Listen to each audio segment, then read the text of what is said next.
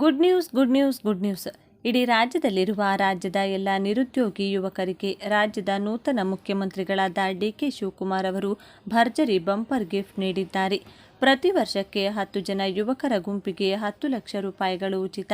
ಹೌದು, ರಾಜ್ಯದಲ್ಲಿ ಹೊಸದಾಗಿ ಭಾರತ್ ಜೋಡೋ ಯುವಕ ಸಂಘಗಳ ಸ್ಥಾಪನೆಯನ್ನ ರಾಜ್ಯ ಸರ್ಕಾರ ಈ ಹೊಸ ಯೋಜನೆಯನ್ನ ಅನುಷ್ಠಾನಗೊಳಿಸಿದೆ.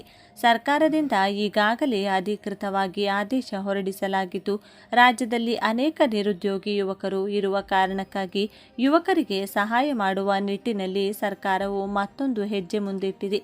ನಮ್ಮ ರಾಜ್ಯದಲ್ಲಿ ಕಲೆ, ಸಂಸ್ಕೃತಿ ಹಾಗೂ ಆಚಾರ ವಿಚಾರಗಳು ಜೊತೆಗೆ ಗ್ರಾಮ ಪಂಚಾಯಿತಿ ಮಟ್ಟದಲ್ಲಿರುವ ಪ್ರತಿಯೊಬ್ಬ ಹಳ್ಳಿಯಲ್ಲಿರುವ ನಿರುದ್ಯೋಗಿ ಯುವಕರಿಗಾಗಿ ಸಹಾಯ ಮಾಡುವ ದೃಷ್ಟಿಕೋನದಿಂದ, ಜೊತೆಗೆ ನಗರ ಪಟ್ಟಣ ಪ್ರದೇಶಗಳಲ್ಲಿರುವ ವಾರ್ಡುಗಳ ಅಡಿಯಲ್ಲಿ ಬರುವ ಎಲ್ಲ ನಿರುದ್ಯೋಗಿ ಯುವಕರಿಗೆ ಅನುಕೂಲವಾಗುವ ದೃಷ್ಟಿಯಿಂದಾಗಿ ಪ್ರತಿ 12 ಜನ ಸದಸ್ಯ ಮಾಡಿಕೊಳ್ಳುವ ಯುವಕರ ಗುಂಪುಗಳಿಗೆ ಸರ್ಕಾರವು ನೇರವಾಗಿ 10 ಲಕ್ಷ ರೂಪಾಯಿಗಳನ್ನು ಸಂಪೂರ್ಣ ಉಚಿತವಾಗಿ ನೀಡಲಿದೆ ಹಾಗೂ 24,000 ರೂಪಾಯಿಗಳನ್ನು ವೇತನವಾಗಿ ನೀಡಲಾಗುತ್ತದೆ.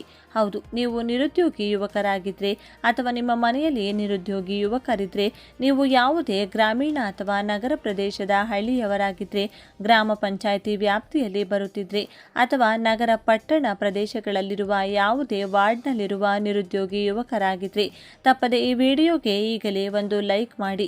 24,000 ರೂಪಾಯಿ ವೇತನ ಹಾಗೂ 10 ಲಕ್ಷ ರೂಪಾಯಿಗಳನ್ನು ನೀಡಲು ಸರ್ಕಾರ ಭಾರತ್ ಜೋಡೋ ಯುವಕ ಸಂಘವನ್ನು ಸ್ಥಾಪನೆ ಮಾಡಲಿದ್ದು, ಯಾವೆಲ್ಲ ದಾಖಲೆಗಳು ಬೇಕು, ಇದನ್ನು ಮಾಡುವುದು ಹೇಗೆ, ಈ ಹಣ ಹೇಗೆ ನೀಡಲಾಗುತ್ತದೆ, ಅದನ್ನು ನಾವು ಹೇಗೆ ತೆಗೆದುಕೊಳ್ಳಬೇಕು, ಎಲ್ಲ ಸಂಪೂರ್ಣ ಮಾಹಿತಿಯನ್ನು ಈ ವಿಡಿಯೋದಲ್ಲಿ ನೀಡಲಾಗಿದ್ದು, ತಪ್ಪದೆ ವಿಡಿಯೋವನ್ನು ಲೈಕ್ ಮಾಡಿ ಹಾಗೂ ವಿಡಿಯೋವನ್ನು ಎಲ್ಲಿಯೂ ಕೂಡ ಸ್ಕಿಪ್ ಮಾಡದೆ ಕಂಪ್ಲೀಟ್ ಆಗಿ ಕೊನೆವರೆಗೂ ನೋಡಿ. ಭಾರತ್ ಜೋಡೋ ಯುವಕ ಸಂಘ ಸ್ಥಾಪನೆಗೆ ಕುರಿತು ಕರ್ನಾಟಕ ಸರ್ಕಾರ ಆದೇಶ ಹೊರಡಿಸಿದೆ. ಇದರಲ್ಲಿ ಸಂಘ ಸ್ಥಾಪನೆ ಕುರಿತು ಮಾರ್ಗಸೂಚಿಯನ್ನು ನೀಡಿದೆ. ಪ್ರತಿಯೊಂದು ಸಂಘದ ಒಬ್ಬ ತರಬೇತುದಾರರಿಗೆ ವಾರ್ಷಿಕ ತಲಾ 24,000 ರೂಪಾಯಿ ಗೌರವಧನದ ಜೊತೆಗೆ ಪ್ರತಿ ಸಂಘಕ್ಕೆ ವಾರ್ಷಿಕ ತಲಾ 10 ಲಕ್ಷ ರೂಪಾಯಿ ಅನುದಾನವನ್ನು ನೀಡಲಾಗುತ್ತದೆ. ಈ ಬಗ್ಗೆ ಕಂದಾಯ ಸಚಿವ ಉಪಮುಖ್ಯಮಂತ್ರಿ ಜಿ. ಪರಮೇಶ್ವರ್ ಟ್ವೀಟ್ ಮಾಡಿದ್ದು, ಯುವಜನರಲ್ಲಿ ಕ್ರೀಡೆ, ಸಂಸ್ಕೃತಿ, ವೈಜ್ಞಾನಿಕ ಮನೋಭಾವ ಹಾಗೂ ಸಾಮಾಜಿಕ ಸಾಮರಸ್ಯವನ್ನು ಉತ್ತೇಜಿಸಲು ಗ್ರಾಮ ಪಂಚಾಯಿತಿ ಮತ್ತು ನಗರ ವಾರ್ಡುಗಳ ವ್ಯಾಪ್ತಿಯಲ್ಲಿ 10,000 ಭಾರತ್ ಜೋಡೋ ಯುವ ಸಂಘಗಳನ್ನು ಸ್ಥಾಪಿಸಲು ಅಧಿಕೃತ ಆದೇಶವನ್ನು ಹೊರಡಿಸಿದ್ದೇವೆ ಎಂದು ತಿಳಿಸಿದ್ದಾರೆ. ಪ್ರತಿಯೊಂದು ಗ್ರಾಮ ಪಂಚಾಯಿತಿ ವ್ಯಾಪ್ತಿಯಲ್ಲಿ ಒಂದು ಸಂಘ, ಪ್ರತಿ ಪಟ್ಟಣ ಪಂಚಾಯಿತಿ ವ್ಯಾಪ್ತಿಯಲ್ಲಿ ಸರಾಸರಿ 4,000 ಜನಸಂಖ್ಯೆಗೆ ಒಂದು ಸಂಘ, ಪ್ರತಿ ಪುರಸಭೆಯಲ್ಲಿ ಸರಾಸರಿ 6,000 ಜನಸಂಖ್ಯೆಗೆ ಒಂದು ಸಂಘ, ಪ್ರತಿ ನಗರಸಭೆಯಲ್ಲಿ ಸರಾಸರಿ 8,000 ಜನಸಂಖ್ಯೆಗೆ ಒಂದು ಸಂಘ ಅಥವಾ ಮಹಾನಗರ ಪಾಲಿಕೆ ಮತ್ತು ಜಿಬಿಎ ವ್ಯಾಪ್ತಿಯಲ್ಲಿ ಸರಾಸರಿ 10,000 ಜನಸಂಖ್ಯೆಗೆ ಒಂದು ಸಂಘ ಸ್ಥಾಪಿಸಲು ಸೂಚನೆಯನ್ನು ನೀಡಿದ್ದೇವೆ ಎಂದಿದ್ದಾರೆ. ಈ ಯೋಜನೆಯನ್ನು ಯುವ ಸಬಲೀಕರಣ ಮತ್ತು ಕ್ರೀಡಾ ಇಲಾಖೆಯ ಮುಖಾಂತರ ಅನುಷ್ಠಾನ ಮಾಡಲಾಗುವುದು. ಇದಕ್ಕೆ ಗ್ರಾಮೀಣಾಭಿವೃದ್ಧಿ ಮತ್ತು ಪಂಚಾಯತ್ ರಾಜ್ ಇಲಾಖೆ, ನಗರಾಭಿವೃದ್ಧಿ ಇಲಾಖೆ, ಕಂದಾಯ ಇಲಾಖೆ ಹಾಗೂ ಶಿಕ್ಷಣ ಇಲಾಖೆಯ ಸಹಕಾರ ನೀಡಲಿದೆ.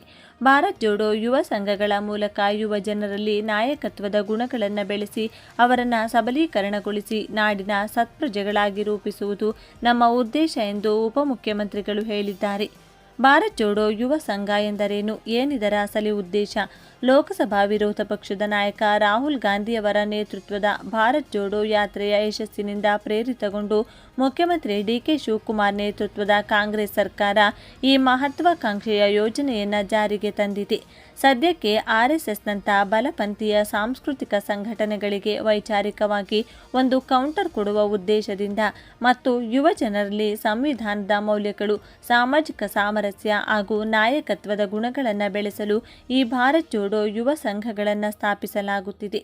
ರಾಜ್ಯದ ರೈತರು ಬರೋಬ್ಬರಿ 10,000 ರೂಪಾಯಿ ಭಾರತ್ ಜೋಡೋ ಯುವ ಸಂಘಗಳನ್ನು ಸ್ಥಾಪಿಸುವುದು ಸರ್ಕಾರದ ಗುರಿಯಾಗಿದೆ.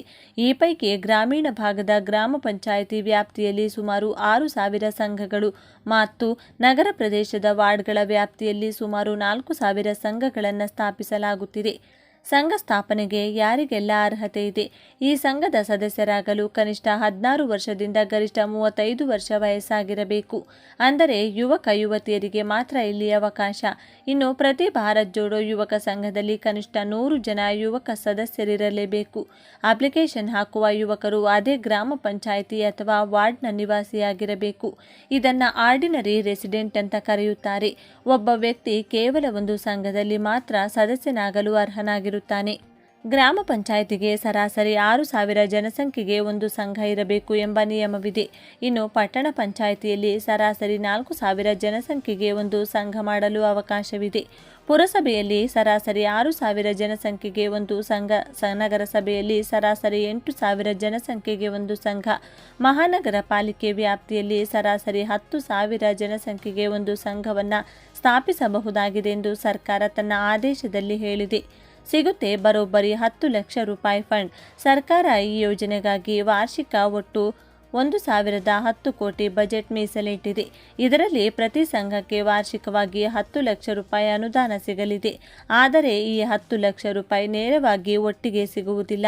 ಇದನ್ನು 3 ಕಂತುಗಳಲ್ಲಿ ನಿಮ್ಮ ಸಂಘದ ಬ್ಯಾಂಕ್ ಅಕೌಂಟಿಗೆ ಜಮೆ ಮಾಡಲಾಗುತ್ತದೆ. ಮೊದಲನೇ ಕಂತಿನಲ್ಲಿ ಒಟ್ಟು 2 ಲಕ್ಷ ರೂಪಾಯಿ ಸಿಗುತ್ತದೆ. ಇದರಲ್ಲಿ 1.5 ಲಕ್ಷ ರೂಪಾಯಿ ಬಂಡವಾಳ ಅನುದಾನ ಮತ್ತು 50,000 ರೂಪಾಯಿ ಕಾರ್ಯಕಾರಿ ಅನುದಾನ ಇರುತ್ತದೆ. ಇದನ್ನು ಆರಂಭಿಕ ಮೊತ್ತದ ಅಂತ ಕರೀತಾರೆ. ಎರಡನೇ ಕಂತಲ್ಲಿ ಒಟ್ಟು 4 ಲಕ್ಷ ರೂಪಾಯಿ ಬಿಡುಗಡೆಯಾಗುತ್ತದೆ. ಇದರಲ್ಲಿ 50,000 ರೂಪಾಯಿ ಬಂಡವಾಳ ಅನುದಾನ ಮೊತ್ತ ಮತ್ತು 3,50,000 ರೂಪಾಯಿ ಕಾರ್ಯಕಾರಿ ಅನುದಾನ ಇರುತ್ತದೆ. ಮೂರನೇ ಕಂತಲ್ಲಿ ಒಟ್ಟು 4 ಲಕ್ಷ ರೂಪಾಯಿ ಬಿಡುಗಡೆಯಾಗುತ್ತದೆ. ಇದು ಸಂಪೂರ್ಣವಾಗಿ ಕಾರ್ಯಕಾರಿ ಅನುದಾನವಾಗಿರುತ್ತದೆ. ಜುಲೈ, ಅಕ್ಟೋಬರ್ ಹಾಗೂ ಜನವರಿಯಲ್ಲಿ ಕಂತುಗಳು ರಿಲೀಸ್ ಆಗುತ್ತವೆ ಎಂದು ಸರ್ಕಾರ ಹೇಳಿದೆ. ತರಬೇತುದಾರರಿಗೆ ಗೌರವಧನ ಕೂಡ ಇದೆ. ಅನುದಾನದ ಹಣವನ್ನು ನೀವು ಸ್ಪೋರ್ಟ್ಸ್ ಮೆಟೀರಿಯಲ್ಸ್, ಕ್ರೀಡಾ ಮತ್ತು ಸಾಂಸ್ಕೃತಿಕ ಚಟುವಟಿಕೆಗಳಿಗೆ ಬೇಕಾದ ಉಪಕರಣಗಳು, ಕಂಪ್ಯೂಟರ್, ಇಂಟರ್ನೆಟ್ ಸೌಲಭ್ಯ, ಗ್ರಂಥಾಲಯ ಅಥವಾ ಸಂಘದ ಆಫೀಸ್ಗೆ ಬೇಕಾದ ಬೇಸಿಕ್ ಇನ್ಫ್ರಾಸ್ಟ್ರಕ್ಚರ್ ಮಾಡಲು ಮಾತ್ರ ಬಳಸಬೇಕು. ತರಬೇತುದಾರರಿಗೆ ಗೌರವಧನವನ್ನು ಕೂಡ ನೀಡಲಾಗುತ್ತಿದೆ. ಪ್ರತಿ ಸಂಘದಲ್ಲಿ ಯುವಕರಿಗೆ ತರಬೇತುದಾರರನ್ನು ನೇಮಕ ಮಾಡಿಕೊಳ್ಳಬಹುದು. ಅವರಿಗೆ ವಾರ್ಷಿಕವಾಗಿ 24,000 ರೂಪಾಯಿ ಗೌರವಧನ ನೀಡಲಾಗುತ್ತದೆ. ಅಂದರೆ ತಿಂಗಳಿಗೆ 2,000 ರೂಪಾಯಿ. ಇದಕ್ಕಾಗಿ ಸರ್ಕಾರ ಪ್ರತ್ಯೇಕವಾಗಿ 24 ಕೋಟಿ ಖರ್ಚು ಮಾಡುತ್ತಿದೆ. ಸಂಘದ ಎಲ್ಲ ಖರ್ಚುಗಳ ಪಾವತಿಯನ್ನು ಬ್ಯಾಂಕ್ ಅಕೌಂಟ್ ಮೂಲಕವೇ ಮಾಡಬೇಕು. ಮಾಡುವ ಪ್ರತಿಯೊಂದು ಕಾರ್ಯಗಳನ್ನು ವರದಿಯನ್ನು ಫೋಟೋಗಳೊಂದಿಗೆ BJYS ಸಾಫ್ಟ್ವೇರ್ನಲ್ಲಿ GPS ಮಾಡಿ ಅಪ್ಲೋಡ್ ಮಾಡಬೇಕು. ಆಡಿಟಿಂಗ್ ಕೂಡ ಕಡ್ಡಾಯವಾಗಿದ್ದು, ಯಾವುದೇ ರೀತಿಯ ಫಂಡ್ ದುರುಪಯೋಗ ಕಂಡುಬಂದರೆ ಜಿಲ್ಲಾಧಿಕಾರಿಗಳಿಗೆ ತಕ್ಷಣವೇ ಕಾನೂನು ಕ್ರಮ ತೆಗೆದುಕೊಳ್ಳುತ್ತಾರೆ. ಸಂಘದ ರಿಜಿಸ್ಟ್ರೇಷನ್ ಮಾಡೋದು ಹೇಗೆ? ರಿಜಿಸ್ಟ್ರೇಷನ್ ಪ್ರೋಸೆಸ್ ತುಂಬ ಸರಳವಾಗಿದೆ. ಮೊದಲು ನೀವು BJYS ಆನ್ಲೈನ್ ಪೋರ್ಟಲ್ ಅಥವಾ ಮೊಬೈಲ್ ಆ್ಯಪ್ ಮೂಲಕ ಆನ್ಲೈನ್ನಲ್ಲಿ ಅಪ್ಲಿಕೇಶನ್ ಹಾಕಬಹುದು. ಒಂದು ವೇಳೆ ಆನ್ಲೈನ್ ಗೊತ್ತಿಲ್ಲ ಅಂದರೆ ಗ್ರಾಮ ಪಂಚಾಯಿತಿ ಆಫೀಸ್, ಗ್ರಾಮ 1, ಕರ್ನಾಟಕ 1, ಬೆಂಗಳೂರು 1 ಅಥವಾ ನಾಗರಿಕ ಸೇವಾ ಕೇಂದ್ರಗಳ ಸಹಾಯದಿಂದ ಅರ್ಜಿ ಸಲ್ಲಿಸಬಹುದು. ಸಂಘದ ಪ್ರತಿಯೊಬ್ಬ ಸದಸ್ಯರ ನೋಂದಣಿಗೆ ಆಧಾರ್ ಕಾರ್ಡ್ ಕಡ್ಡಾಯ. ಇನ್ನು ಪ್ರತಿ ಸದಸ್ಯನಿಗೆ ಕೇವಲ 10 ರೂಪಾಯಿ ರಿಜಿಸ್ಟ್ರೇಷನ್ ಫೀಸ್ ಇರುತ್ತದೆ. ಇದರಲ್ಲಿ ಮೆಂಬರ್ಗಳಿಗೆ ID ಕಾರ್ಡ್ ಕೂಡ ಸಿಗುತ್ತದೆ. ಇದರ ಜೊತೆ ಪ್ರತಿ ಸಂಘವನ್ನು ಕರ್ನಾಟಕ ಸಂಘಗಳ ನೋಂದಣಿ ಕಾಯ್ದೆ 1960ರ ಅಡಿಯಲ್ಲಿ ರಿಜಿಸ್ಟರ್ ಮಾಡಲಾಗುತ್ತದೆ. ಸಂಘದಲ್ಲಿ ಮಿತಿಯ ರಚನೆ ಹೇಗಿರುತ್ತದೆ? ಸಂಘಕ್ಕೆ ಪ್ರಜಾಸತ್ತಾತ್ಮಕವಾಗಿ 15 ಜನ ಸದಸ್ಯರ ಆಂತರಿಕ ಕಾರ್ಯಕಾರಿ ಸಮಿತಿಯನ್ನು ರಚಿಸಬೇಕು. ಈ ಸಮಿತಿಯಲ್ಲಿ ತಲಾ ಒಬ್ಬ ಅಧ್ಯಕ್ಷ, ಉಪಾಧ್ಯಕ್ಷ, ಖಜಾಂಚಿ ಇರುತ್ತಾರೆ.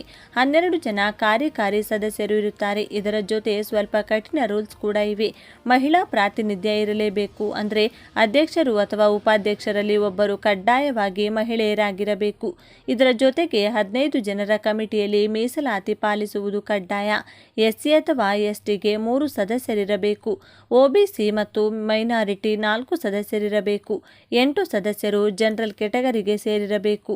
ಇಡೀ ಕಮಿಟಿಯಲ್ಲಿ ಕನಿಷ್ಠ 5 ಮಂದಿ ಹೆಣ್ಣು ಮಕ್ಕಳು ಇರಲೇಬೇಕು. SC ಅಥವಾ ST ಹಾಗೂ OBC ಅಥವಾ ಮೈನಾರಿಟಿಯಲ್ಲಿ ತಲಾ ಒಬ್ಬರು ಮಹಿಳೆಯರು, ಜನರಲ್ನಲ್ಲಿ 3 ಮಹಿಳೆಯರು ಇರಲೇಬೇಕು. ಈ ಕಮಿಟಿಯ ಅಧಿಕಾರಾವಧಿ 2 ವರ್ಷ ಮಾತ್ರ. ಯಾವುದೇ ಸದಸ್ಯನಿಗೆ ಮುಂದಿನ ಅವಧಿಗೆ ಮುಂದುವರಿಯಲು ಅವಕಾಶ ಇಲ್ಲವೇ ಇಲ್ಲ.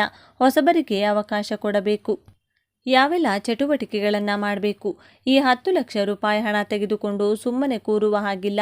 ಸರ್ಕಾರ 16 ಪ್ರಮುಖ ಚಟುವಟಿಕೆಗಳ ಪಟ್ಟಿಯನ್ನು ನೀಡಿದೆ.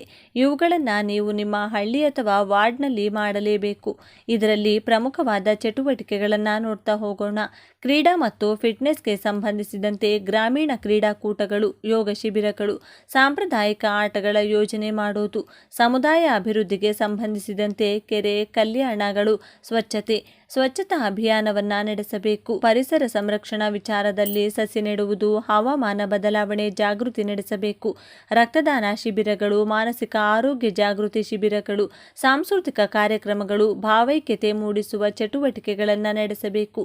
ಇದರ ಜೊತೆ ಸ್ಕಿಲ್ ಡೆವಲಪ್ಮೆಂಟ್ಗೆ ಸಂಬಂಧಿಸಿದಂತೆ ಡಿಜಿಟಲ್ ಸಾಕ್ಷರತೆ, ಉದ್ಯಮಶೀಲತೆ ಮತ್ತು ಜೀವನ ಕೌಶಲ್ಯ ತರಬೇತಿಯನ್ನು ನೀಡಬೇಕು.